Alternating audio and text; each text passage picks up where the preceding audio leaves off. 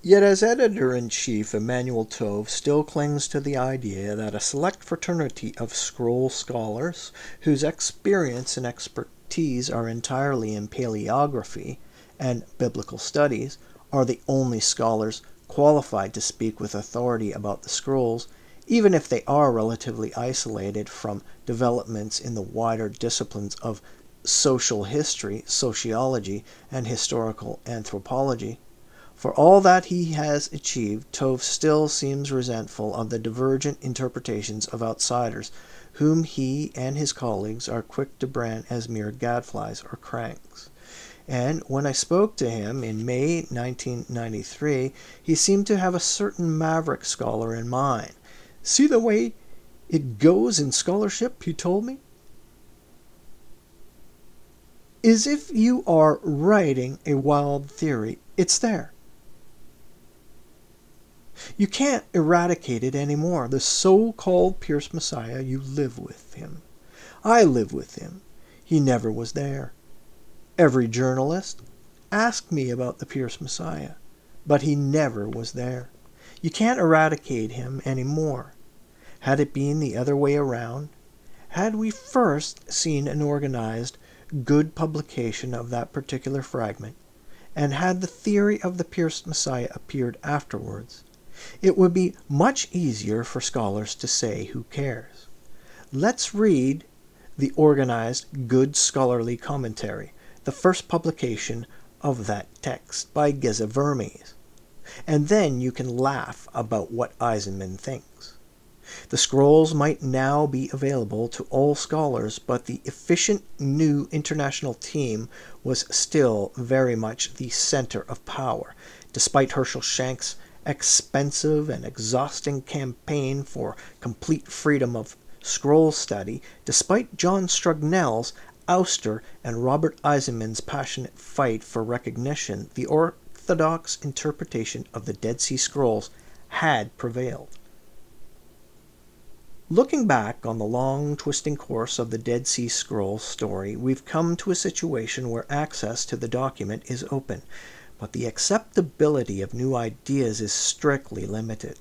Since the great upheaval in 1991, many new documents have become known to the scholarly public, but precious little progress has been made in understanding the literature of Qumran as an expression of protest, as an alternative vision of the Judean past and future that was discredited and forgotten. Not because it was morally or spiritually inferior, but because it was apparently part of a wider movement that was systematically and coldly destroyed in the suppression of the Jewish revolt by the legions of Rome. The Qumran literature, in its militant, xenophobic intensity, offers us a glimpse at the mindset of an ancient people on the receiving end of Roman oppression and exploitation.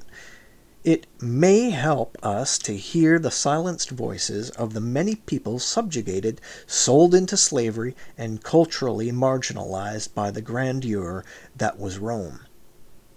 The chief obstacle to understanding that message is a scholarly frame of mind in which a self-interested fear of straying too far from the respectable consensus masquerades as caution and objectivity. The study of the Dead Sea Scrolls is a potentially sensitive matter. Millions of Jews and Christians all over the world have been brought up from childhood with the traditional historical outlooks of their respective religions, in which each is seen as the inevitable and purest expression of God's intervention in human history, in the recognition that apocalypticism and messianism were not merely theological phenomena, but expressions of intensifying popular protest against economic dislocation and political disenfranchisement. The Dead Sea Scrolls can uncover for us another source of our shared Western religious tradition. Who can deny the resemblance between the rage-filled visions of the war of the sons of light against the sons of darkness, and the fervent calls for jihad among the scattered cells of radical Islam?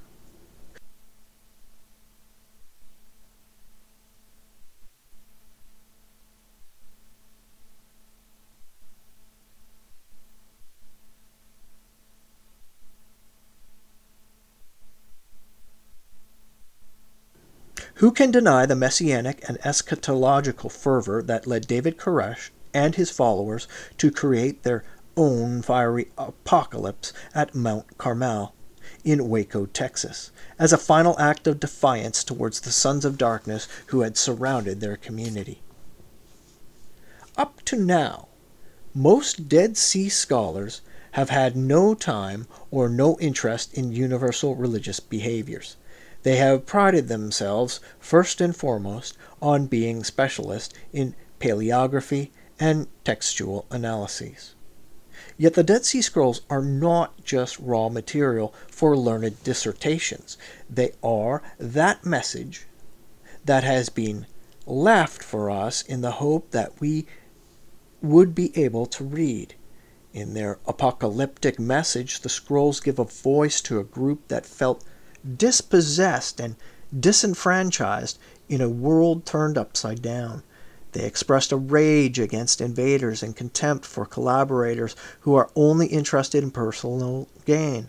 In reaction and in defense, they wrap their community in a defensive cocoon of national laws and traditions, and they express the timeless dreams of the powerless for a day when this upside-down world will be righted, when the wicked will suffer, not be rewarded for their wickedness, and when the poor, the scorned, and the downtrodden will be recognized as the elect of God.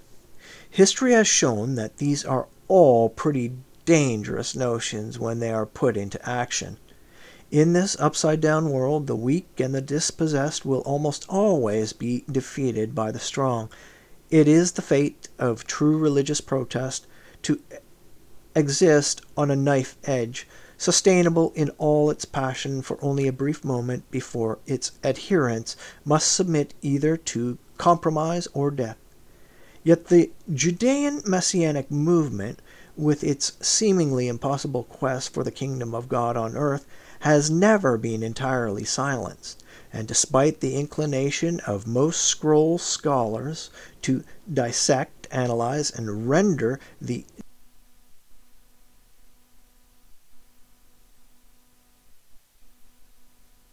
recovered from the caves of the Judean wilderness, bear eloquent witness to the timeless rage against injustice and oppression that lies at the hidden heart of both Judaism and Christianity. The courtyards, cisterns, and workshops of the Qumran settlement are now just sun-baked, tumble-down ruins, gawked at by tourists and argued over by scholars, but in their silence they symbolize a power yearning for independence that was violently and tragically extinguished by the legions of Rome. The ancient settlement, perched on the high white plateau by the Dead Sea shore, was for almost 2 centuries a living link in an ever-changing network of Judean and Galilean towns, villages, neighborhoods, brotherhoods, and sisterhoods, which could not and would not ever calmly accept foreign rule. It was an amorphous movement composed of zealots, idealists, soldiers of fortune, visionaries, farmers, priests, and servants who had watched a few fellow Judeans prosper at the expense of all the others by learning to play by the new economic, social, and political rules. Though their rage may have been phrased in biblical-style poetry or apocalyptic oracles, it was nonetheless powerful political ideology. It gave voice to the faith that no foreign oppressor, no matter how technologically advanced or aggressive, could escape total destruction on Judgment Day. Their vision of the future was precise and coldly cruel. God had decreed that there would soon be a day of vengeance, and nothing, neither the tortured screams of the dying nor the sickening gore of bloody hacked bodies, would deter the sons of light from fulfilling their God-given destiny. Every aspect of their equipment and tactics was set out in meticulous detail. from the permitted ages of soldiers and camp functionaries to the precise dimensions of the swords and shields and the soldiers would carry, to the engraved inscriptions on the battlefield trumpets that would sound the call for advance. After being called back from the wilderness of the nations, the sons of light would be arrayed in battle against the army of Belial on the outskirts of Jerusalem. In the enemy ranks would be the same roster of oppressors and bad neighbors that the Judean highlanders had suffered since the coming of Rome. Among the sons of darkness would be the troop of Edom and Moab, and the sons of Ammon, the Greek settlers and Nabatean traders of Transjordan, the army of the dwellers of Philistia, Hellenized merchants and financiers of Gaza, Ascalon, and other port cities, the Kittim of Asher, the Roman legions in Syria, who were sent southward to put down the sporadic disturbances in Judea, and local collaborators and turncoats, whom they called the offenders against the covenant. What is so striking in this description is that it features not a vague mystic biblical encounter, but a strangely down-to-earth plan for a great liberating war. On the appointed day of battle, the army of the sons of light shall be arrayed in 7 formations. At a divine signal, the company of angels would join the sons of light, going forth for a carnage in battle, to annihilate the spirits and sons of darkness. 3 times the sons of light would press hard on their enemies, almost overcoming their defenses. 3 times the sons of darkness would counterattack, sending the sons of light into a retreat. But on the 7th clash between the 2 armies, the great hand of God shall subdue Belial and all the angels of his dominion. And the sons of darkness, Romans, hostile neighbors, and local collaborators would be hacked down to the last one. The victory in the Battle of Jerusalem would be just the first step in conquest. Following the first encounter outside Jerusalem, the sons of light would march south and defeat the Romans in the rich province of Egypt, and then retrace their steps and wage war against the lands of the north. In the first year of campaigning, they would conquer the headwaters of the Tigris and the Euphrates, the modern Syria and Iraq. During the next year, they would conquer Turkey, and in the year after that, they would subdue the Armenians and the other peoples of the Caucasus. According to their plan, they would then press on to conquer the mountainous regions of Iran, Afghanistan, and Pakistan, all the way to India. Having thus secured the Middle East and access to the Indian Ocean, the sons of light would then break up into independent units and spend 20 years subduing Africa and Europe as well. These were all steps to the eventual goal, the destruction of the Roman Empire, with its detestable methods of exploitation and penchant for idolatry. The destruction of that evil empire would be, according to the War Scroll, the turning point in the history of all mankind. This shall be a time of salvation for the people of God, an age of dominion for all members of his company, and of everlasting destruction for all the company of Satan. The confusion of the sons of Japheth shall be great, and Assyria shall fall unsuccored.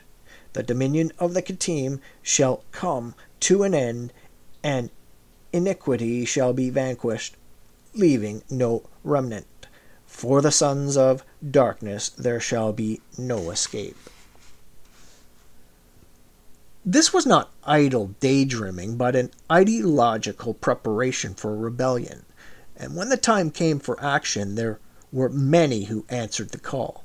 In the spring of 66 CE, in an atmosphere of intensifying violence, the actions of Procurator Gessius Florus, in confiscating funds from the temple treasury and ordering his soldiers to attack the temple, provoked a violent response from the people of Jerusalem. The small Roman force was driven out of the city, and the rebel leadership and their priestly allies declared the independence of Judea in an act of enormous symbolism and immediate hold to the hated daily sacrifice for the Roman emperor. Here was certainly a giant step along the divine timetable. The prohibition of Gentile sacrifices had been prominent themes in the works like MMT and the Temple Scroll. How far the rebellion was being guided by a single doctrine is impossible to know, but the worldview of the Qumran community was certainly typical of, if not central to, the theological rationalization of the revolt. The signs of redemption must have seemed unmistakable through the first 4 years of the revolt. In the autumn of 66 CE, Cestius Gallus, the Roman governor of Syria, marched southward with his armies to quell the rebellion.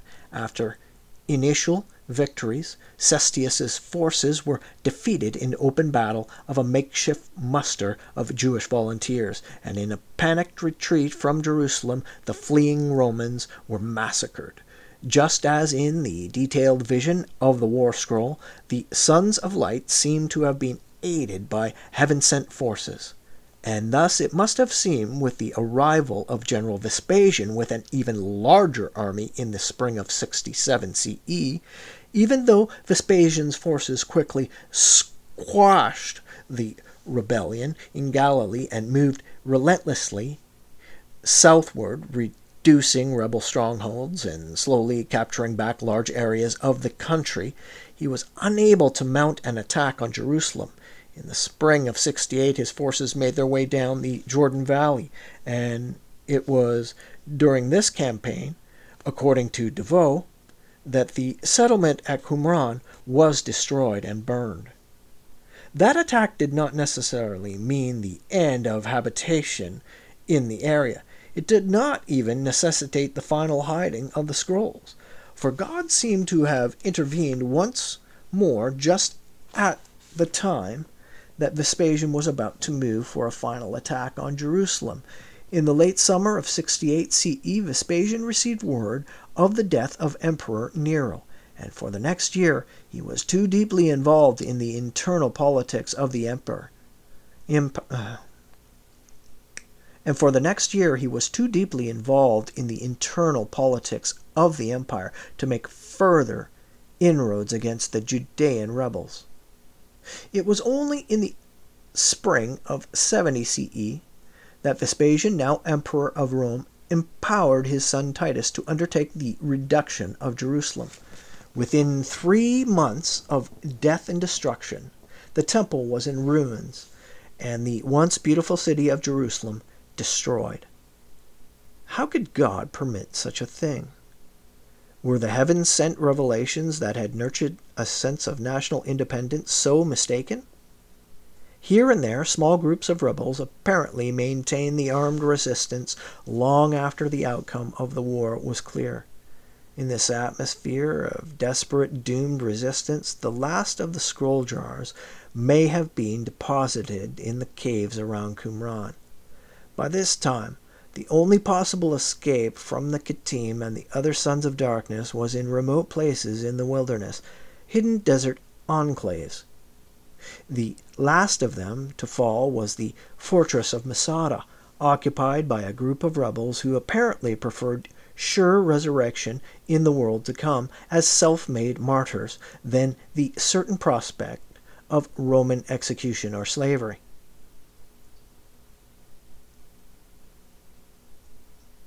How could the signs of imminent redemption have been so completely misread?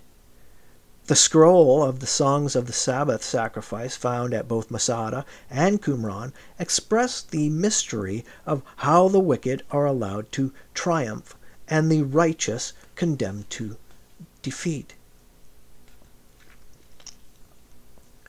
From the God of knowledge comes all that exists forever, and from his plans come all the eternally appointed. He produces the former things in their appointed times, and the later things in their seasons. None among those who know the wonderfully revealed things can comprehend them before. He makes them when he makes them. None of the doers of righteousness can understand his plan, for they are his glorious works.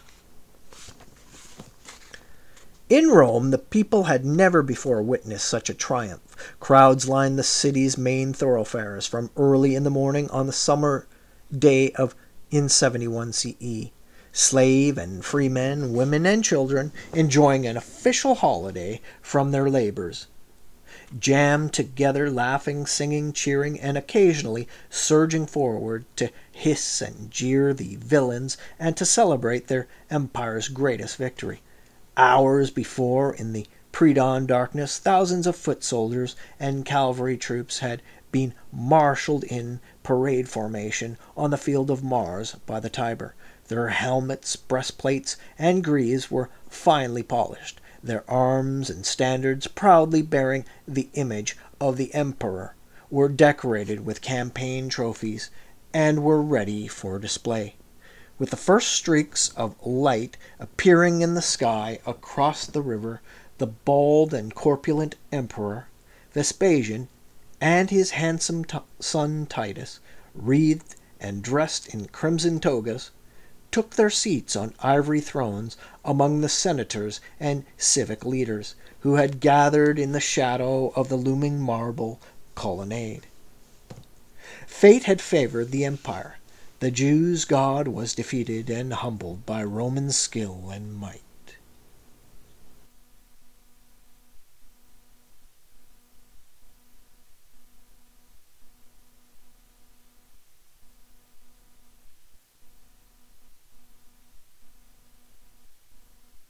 A booming cheer went up from the formations of tough veterans recruited from all across the empire as they caught a glimpse of their commanders.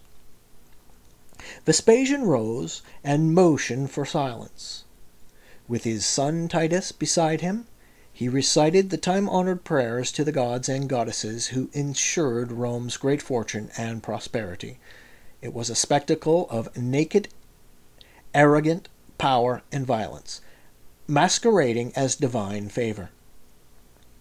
Latter-day tyrants would attempt to emulate this splendor in places like Nuremberg and Red Square.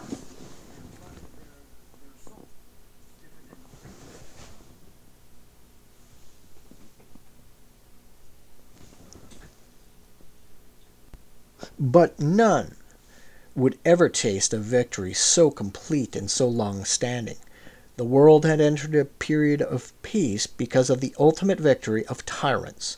The unimaginable had happened. Evil had triumphed over righteousness. And on this day, after the troops had been given their morning provisions and the sacrifices had been made to the gods at the Porta Triumphalis, the emperor and Titus donned the robes of triumphant generals, mounted gilded chariots, and drove off towards the temple of Jupiter on the Capitol to bask in the adulation, admiration, and raucous cheers of the people of Rome.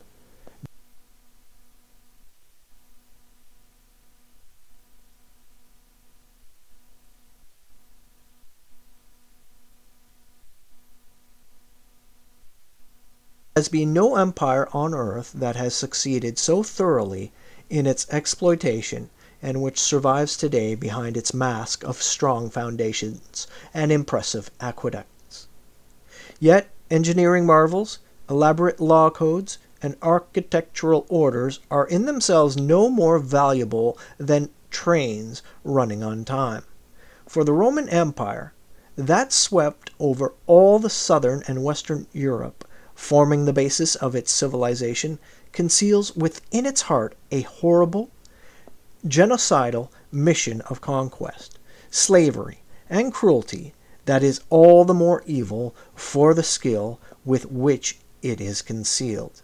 Behind every bank building with its Roman style, Behind every aqueduct and behind every Latin terminology lies the cruelty of power that would allow no other consciousness or sensibility to exist independently. The triumphal processions may now be over, but the triumph of the great power endures.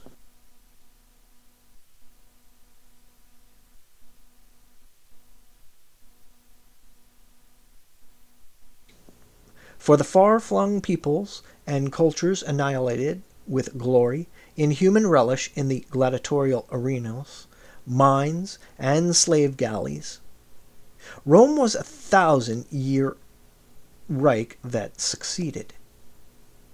It was a tyrannical power that had no allied expeditionary force to attack it, no battle of El Alamein to stop its progress in North Africa, no battle of Britain to prevent its conquest of Londinium, no Normandy invasion to roll back its conquest of Gaul. Over the centuries, the peoples of its empire adopted themselves to a kneeling submission or died resisting its power. Our modern cultures and our modern religions have been shaped by the experience of Rome. And if Judaism and Christianity initially represented a force of resistance to oppression and suffering, they have come down to us in only those forms that were permitted, or at least tolerated by the rulers of the Roman Empire. Important point, important point. All other systems of belief were destined to be destroyed. During the years following the fall of Masada and the end of the war in Judea, the 10th Legion was permanently stationed in Jerusalem, defiling yet another. During the years following the fall of Masada and the end of the war in Judea, the 10th Legion was permanently stationed in Jerusalem, defiling yet further the ruined city and temple with its detestable boar's head emblem, and the smoke of its soldiers' pagan sacrifices. Tens of thousands of Judean captives were shipped off as slaves across the Mediterranean. The former Judean aristocrats and civil leaders who had surrendered and were deemed politically harmless were resettled in specially designated areas where their actions could be closely monitored. Priests were sent northward to the village of Gophna. Scribes and others were relocated at the former royal estate town of Iamnia or Yavna on the Mediterranean coast. And since the emperor now claimed vast tracts of valuable land in the Jordan Valley and as far south as the rich oasis of En-Gedi, there was now little chance that any independent community could exist in its vicinity of Qumran. Throughout the countryside of Judea, over which the Roman forces had marched, foraged, and destroyed the military power of the rebels, there were enormous disruptions in traditional patterns of daily life and trade. The years of famine, the slow consolidation of small farms into large plantations, and the swelling of the urban populations had changed Judea's time-honored rural landscape forever. And now, in the wake of so much killing and destruction, the prophetic images of fertility and prosperity in a restored land of Israel must have seemed hopelessly distant.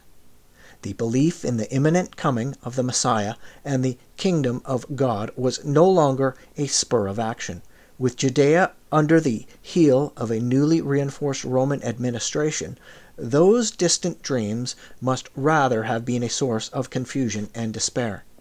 The most devastating change, of course, was the sudden termination of the temple service, whose strict observance had for so long been regarded as the primary instrument for national redemption, in its meticulously observed rituals and absolute separation from all forms of idolatry, and all that the worship of Caesar and the gods and goddesses had come to represent.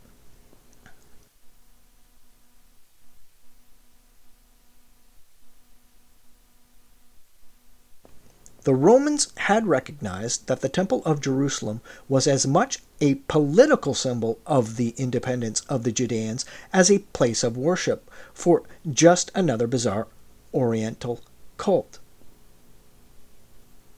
Yet now, no sacrifices could be offered on an altar that had been defiled and destroyed by Roman soldiers. And to add insult to injury, the Romans now made all Jews pay for the rebelliousness of Judea. For the first time in all of Jewish history, both diaspora Jews and Judeans were forced to pay an annual tax of 2 drachma, equivalent to the yearly half shekel long payable to the temple of Jupiter Capitolinus in Rome. All Jews had become rebels in the eyes of the empire, and the land of the Jews a completely subjected country. Iudea Capta, as Vespasian's newly struck commemorative coins arrogantly proclaimed. Yet if the God of Rome had apparently triumphed over the God of Israel, there were still some in Judea who believed that the victory was only temporary, just one last test for the faithful. In the complex treasure list and figures recorded on the copper scroll are any indication, surviving priests who were schooled in the rituals of the temple continued to collect voluntary offerings and compulsory tithes in the secure belief that God would miraculously restore his house if only his people kept the faith. The temple ritual now had to be kept secret, the gifts collected according to biblical law, and to be hidden throughout the countryside. The recent destruction of the temple by the Romans was perhaps only setting the stage for an even more miraculous rebuilding, as documents like the Temple Scroll had always maintained. In these times of near genocide and Roman conquest, perfect faith in the down-to-earth reality of the messianic future was hard to maintain. And it is not surprising that many Judeans who had survived the revolt and had evaded a life of enslavement began to turn to less dangerous religious alternatives. For Romanized Judean aristocrats like Josephus, the verdict of history had to be accepted. God himself had declared the victory of Rome. For him, Jewish history had culminated in a great period of sinful rebellion, which had cost the Jews the religious independence they had enjoyed under the beneficent tolerance of the emperors.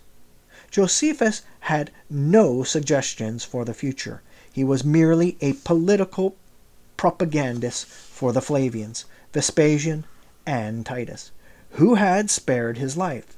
So he informed his readers, in gratitude for his prediction that Vespasian would become emperor. Josephus had proclaimed that the crusty old veteran of the Roman conquest of Britain and now Judea was the star from Jacob, the scepter from Judah, mentioned in the biblical prophecies.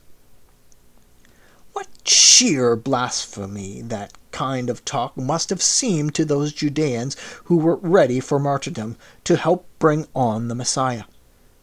How could a Jew dare to suggest that the leader of the sons of darkness was anointed by God? Yet Josephus was not alone in his craven pandering to Rome's power. Rabbinic legend has it that Rabbi Yohanan ben Zakkai, leader of the sages at Yavne, made a similar prediction about Vespasian's glorious destiny. And under the patronage, or at least tolerance, of the Roman occupying forces, Rabbi Yohanan ben Zakkai became one of the founders of a new kind of Israelite religion, enacting legislation that made Judaism into a religion without a temple, in which local, not centralized courts were empowered to make religious decisions without the recourse or even need for temple sacrifices or priests. We have all been brought up to think that modern Judaism and Christianity represent the culmination of a natural, almost inevitable evolution from the earlier Israelite cult of live sacrifice and temple offerings to universal faiths of prayer, study, and piety. Yet the new religion established by the rabbinic sages settled in the Roman re-education camp of Yavne survived not because it was superior or more spiritual, but because in Roman eyes it was tolerable.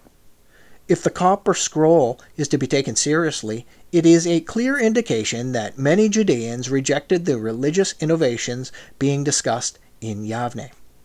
The people who contributed gold and silver to the priest to hide them in the tombs, water channels, caves, and tunnels of Judea had no interest in changing their ways.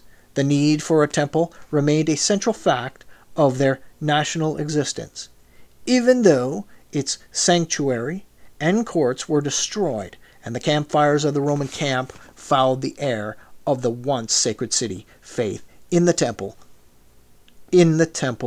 did not die. The Copper Scroll may have been one of the last documents of temple-centered Judaism, but the political implications of its insistence on national centralization led to its suppression as an element in Judean politics. The Copper Scroll was deposited, never to be reclaimed, sometime in the late 1st century CE, before the Messianic temple-oriented Israelite religion was effectively terminated by rabbinic legislation and the force of Roman arms. And in a way, the early rabbis of Yavne and the Roman commanders became the unlikely partners in the creation of an acceptable faith for the people of Israel, in which the demand for political as well as spiritual independence no longer played a role. For a while, the image of the temple and its political religious significance continued to smolder beneath the surface, flaring up a generation later with the diaspora revolt of 115 to 117 CE, and then again in its last major explosion in Judea in the Bar Kokhba revolt of 132 to 135 CE. Yet the expectation of an imminent holy war between light and darkness gradually faded. Over the centuries, the rabbinic tradition did its best to reduce the image of the coming Messiah to a harmless slogan or folk custom, like the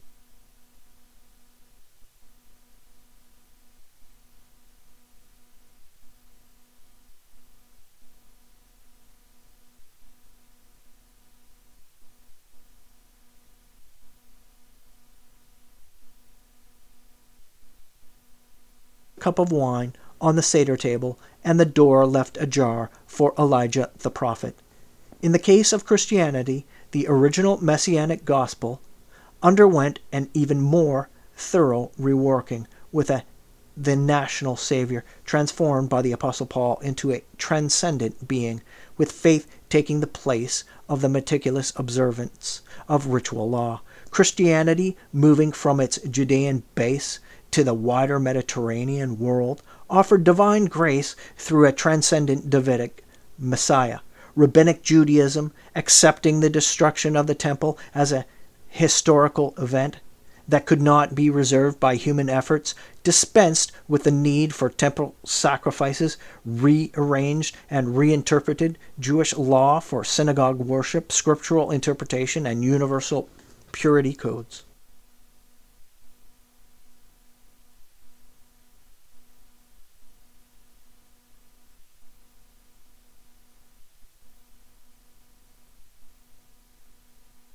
Over the centuries, some of the old messianic themes, long dormant, rose to the surface, appearing in various forms in Judaism, Christianity, and Islam.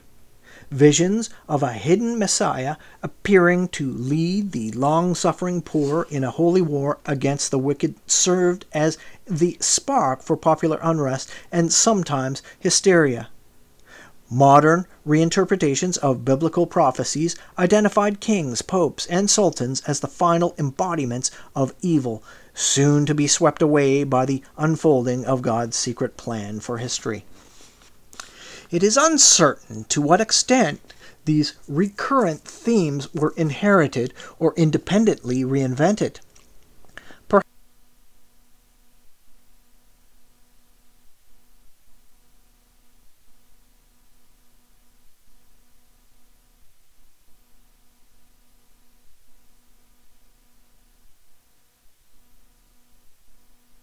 Perhaps the Jewish Karaites of the Middle Ages, religious dissidents and bitter opponents of rabbinical Judaism, did actually come into possession of some scrolls from the Dead Sea region in the chance discovery of the 9th century CE, reported by the Nestorian patriarch Timotheus.